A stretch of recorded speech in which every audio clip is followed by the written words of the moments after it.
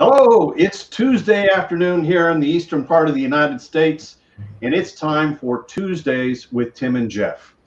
Jeff is answering the phones today and taking care of our DX Engineering customers, and we have a very special guest. It's Angel, Whiskey Papa 3 Radio. Hi, Angel. How are you? How you doing, Tim? Good to be with you this afternoon, there, Tim. It's Very great. good, and a very warm day here in Puerto Rico. Well, it's great to have you in from Puerto Rico, and I know you've been busy with a lot of things. Why don't you tell the folks what you do? What do you do for a living? Where do you work? Oh, okay. Yeah, that's. I think we have enough time for that. First of all, Tim, let me thank you for being here. I want to say a lot of hello to all the friends that are listening to us and viewing us from around the world, and our friends here in Puerto Rico.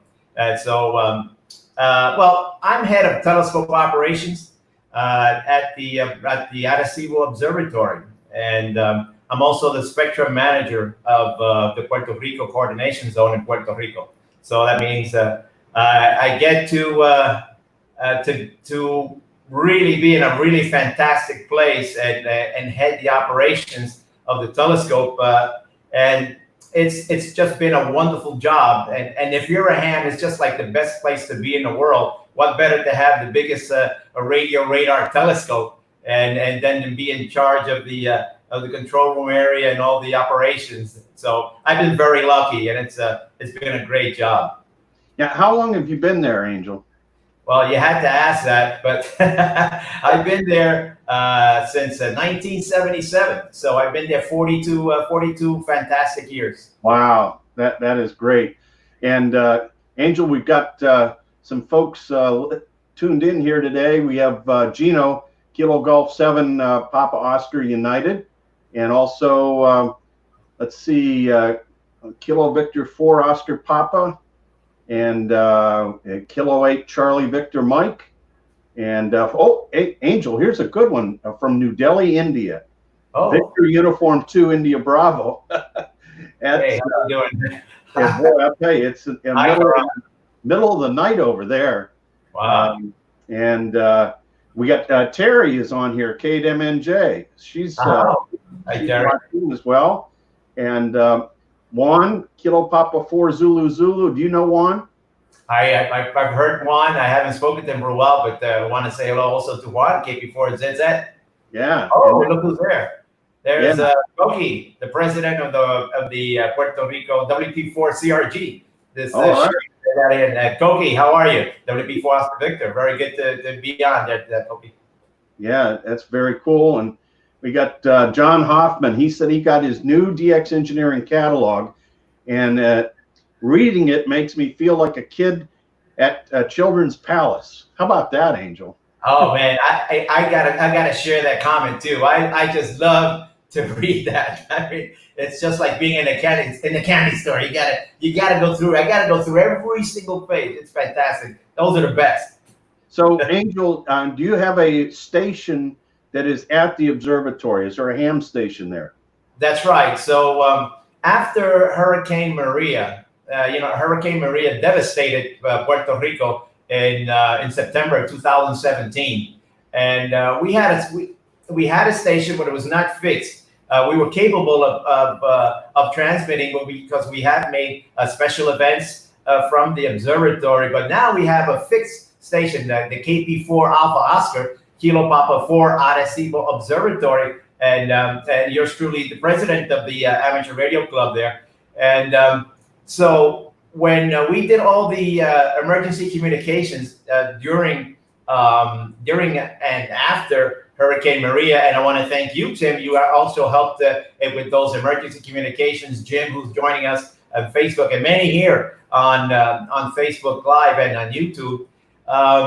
We did all those communications, and there wasn't a fixed station. So after the observatory, actually, we were the first contact that outside of Puerto Rico that informed the observatory was still alive and well. Remember, the Hurricane Maria devastated the island. We were 100% incommunicado, 100%. No electricity, no cell phones, no nothing. We were just disconnected from the whole world. And thanks to this fantastic hobby, the world knew that the world's largest radio radar telescope was still alive. And we had some amazing people that helped us with these messages. When I called on, the DX cluster just blew up that I was on frequency. And I remember yourself, Tim, joining in and helping, doing relays, Jim, WA3FET.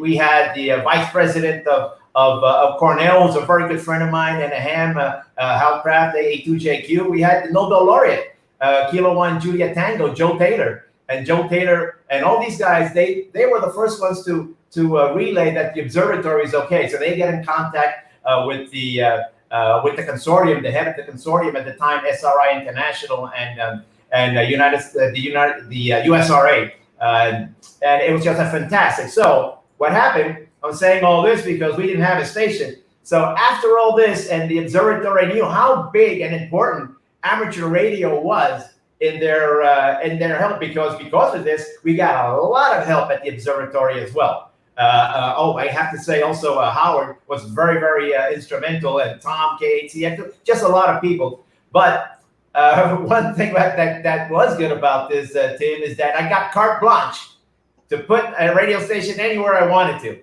So I put it right outside the control room. The KP4AO station is right there. Anyone that visits the observatory goes through the KP4AO amateur radio station, our emergency and club station, right outside the control room. So yes, thank you for that question. And we do have a station at the observatory.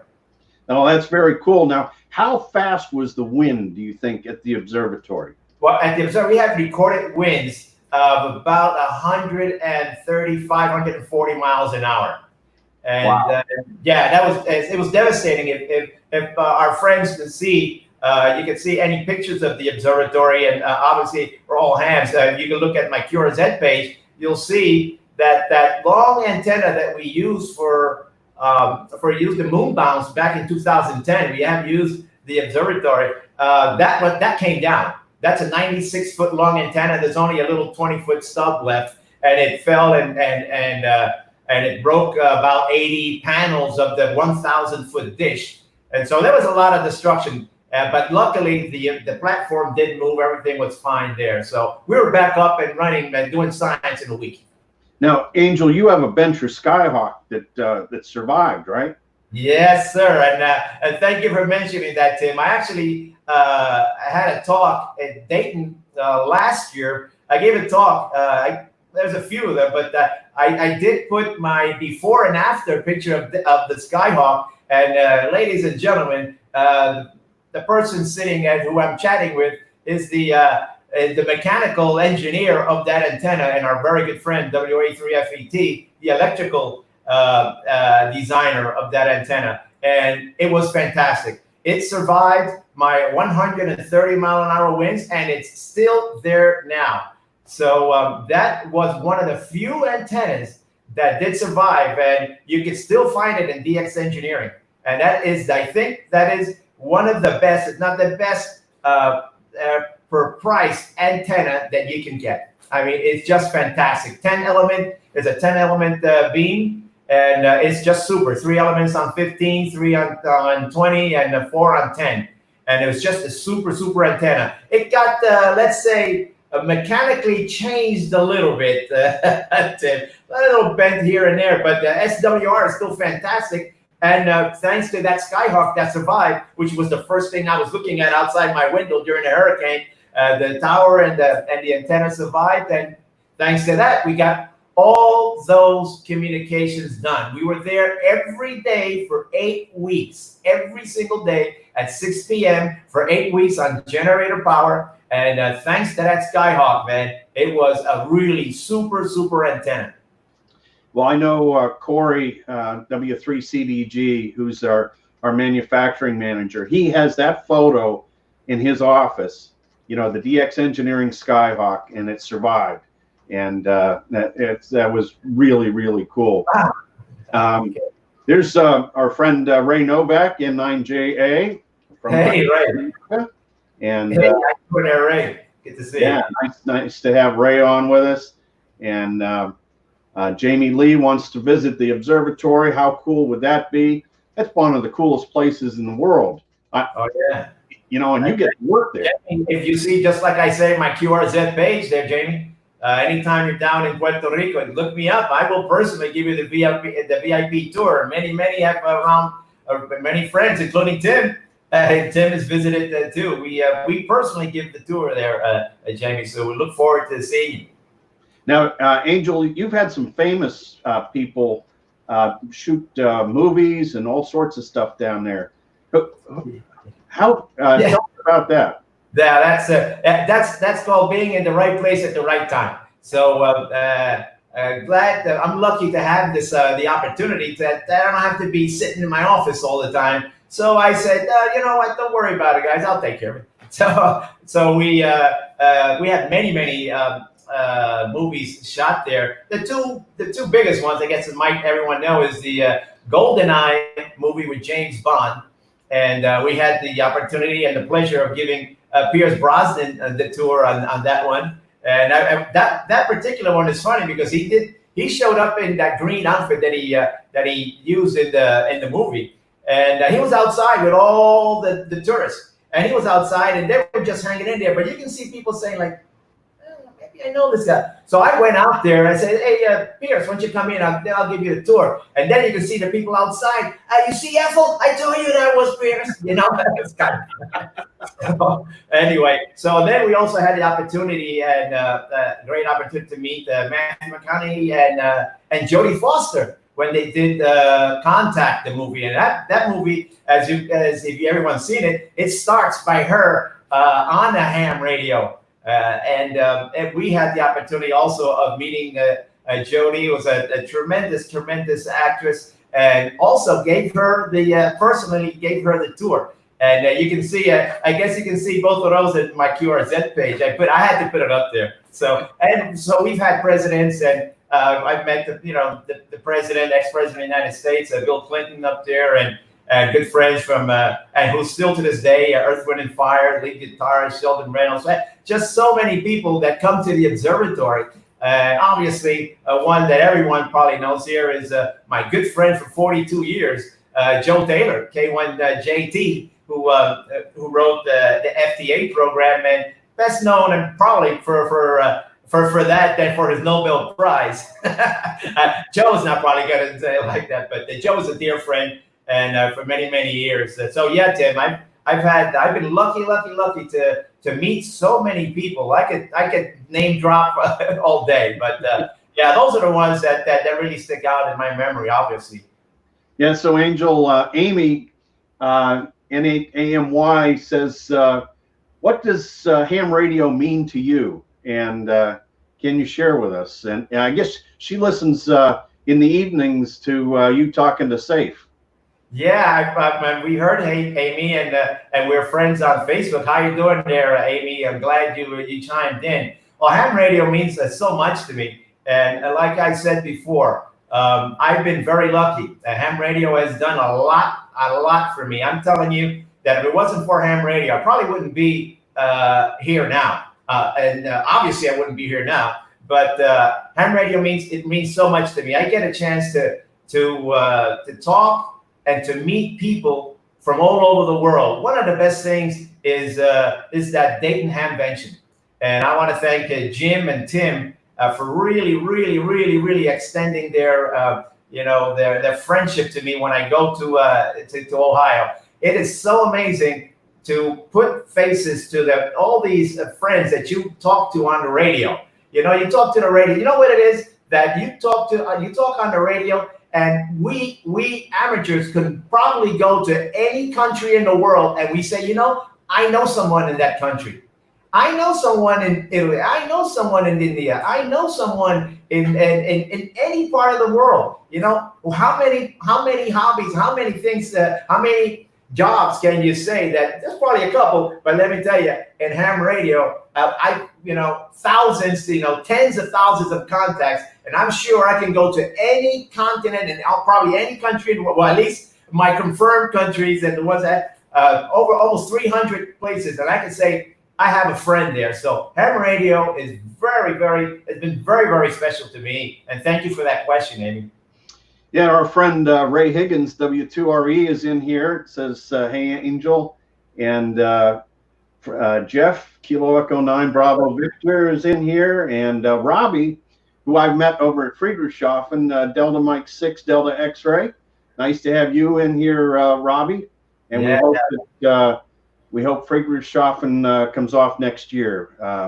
Let's see, W2AEW says, I worked Angel on 20 meters in 1999 and is still one of his most memorable contacts. Wow, well, thank you very much on that one. Yeah. That's pretty cool. And here's our good friend Parky, KB8UUZ, who is says we're having too much fun. And of course, we have fun every night on 40 meters, and that's part of the reason we do this hobby too, is that the people make it really, really fun. Really, really good. So Angel, what do you I hear you're quite a golfer. Yeah, we're waiting for that big one, that big showdown between Jim and 871 AM and all of us here on the net. But yes, I've been playing golf for many years. Obviously, we're pretty kind of lucky here in Puerto Rico. Right now, they actually opened up today the golf today. Today is the day they reopened up the golf courses. So we go out. That's one of our other hobbies. I got to meet a lot of interesting people. But yeah, we go out every Saturday. We're our typical weekend, warriors here, and been lucky to be on the board there at my golf club, and it's just been, that's also, you have to do something. People think it's not that athletic, but I guess Tiger Woods made it cool. So when Tiger Woods made it cool, I became a golfer a long time ago. So yeah, that's another one of my favorite pastimes too there, Tim. Yeah. So Angel, tell us what your rig is for HF. What are you using for a radio? Okay, I gotta put in my plug for my handicap is a 6, by the way. Well, hey, look at that. Anyway, so we have a couple of rigs in back of me here. I use the every night the FT DX5000 MP, which I purchased from DX Engineering a few years back, and that's our main rig. And we also have an FT at 991A, which we basically use for FT8. And then we have for satellite work, we have the ICOM 9100. And so we have that one as well. And back, you can probably see back of me there somewhere, we also have an AL 1500.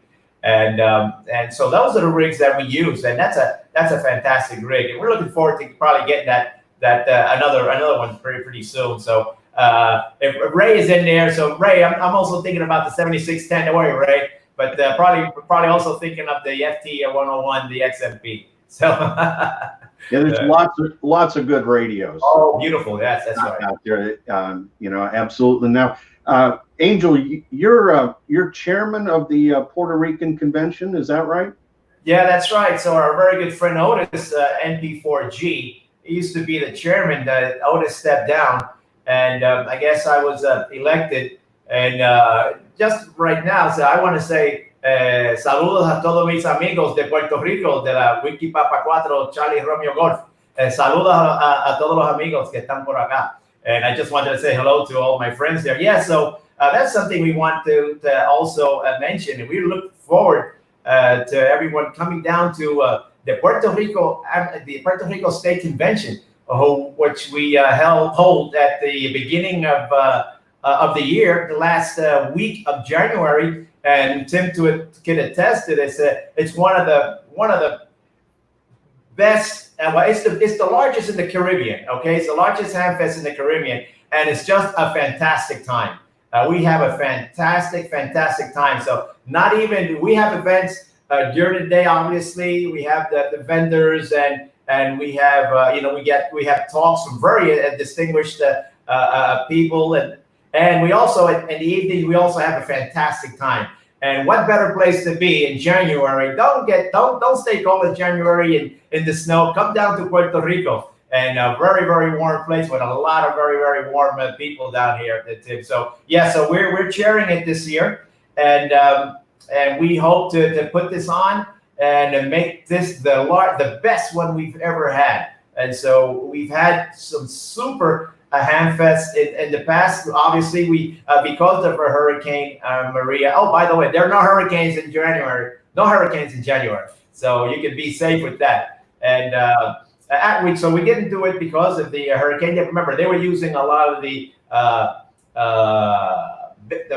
stadiums and the like to shelter people. But right now, that's all gone. The infrastructure is back up, and so we want to invite everyone to this fantastic Puerto Rico state convention here in Atillo, Puerto Rico, very close to where I'm at. And it's just a fantastic place to be. And thank you for mentioning that, Tim. Well, one of these times, Angel, we'll have to have you back on the show when you're at the observatory. And maybe sure. You can show us a couple of things here on Facebook. Oh, that'd be fantastic. Yeah, we'll do that. We're going to have you on again. And speaking of Otis, November Papa 4 Golf, he'll be on the weekend special Friday show that I do at 4 o'clock on Friday. Otis is going to be my guest there. So we got to see my good friend Otis there too, obviously. Sure. And hopefully tomorrow, if everything works out well, we'll have a special Facebook Live, YouTube Live deal. The antenna crew is here building an antenna, and so I thought maybe our viewers would like to see one of these antennas being put together here. So stay tuned for that. But Angel, I think we're going to wrap it up. Do you need to say hello to anybody else before we go? Well, there's a lot of people that I want to say hello to everyone on there. We won't have enough time to say hello to everyone, but I just want to appreciate everyone that did join Tim and myself here for Facebook, and especially all my good friends from all over the world and in Puerto Rico. Okay, I see there's John, Hotel Kilo 3 Charlie, who is a good friend of yours as well, Angel, and lots of others. So thanks for watching, everybody. Hope you had a good time. And hopefully we'll see you tomorrow for a special antenna show. And then it'll be Friday at 4 o'clock Eastern Daylight Time for the weekend special here at K3LR. So 73 from DX Engineering and from Whiskey Papa 3 Radio. You are the man. Thank you, Tim, and thank you for putting this on. You are the man, Mr. Ham Radio himself. Thank you very much, Tim. Thank you to everyone that was here. 73, guys. 73. Hasta luego.